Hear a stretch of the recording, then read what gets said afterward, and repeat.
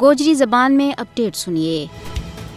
وہ لوگ جڑا کسی عظیم مقصد واسطے اپنی جان قربان کریں وہ مرتا نہیں ہیں بلکہ امر ہو جائیں۔ قوم اپنا ان محسنہ اور اسلاف نہ فراموش نہیں کرتی بلکہ انہاں کی باڑی بھی شمع نہ ہمیشہ فروزاں رکھے۔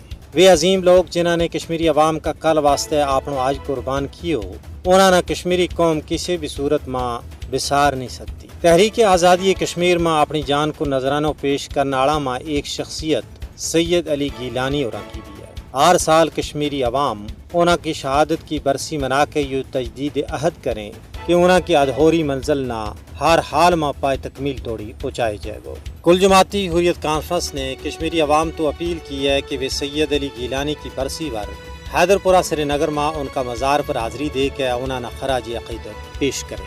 سید علی گیلانی کی کشمیر کاز واسطے جد و جہد تاریخی کشمیر میں سنہری حرفاں کے نال لکھی جائے گی۔ ہم پاکستانی ہیں اور پاکستان ہمارا ہے کو نعرہ سید علی گیلانی کا نظریہ کی طاقتور علامت ہے۔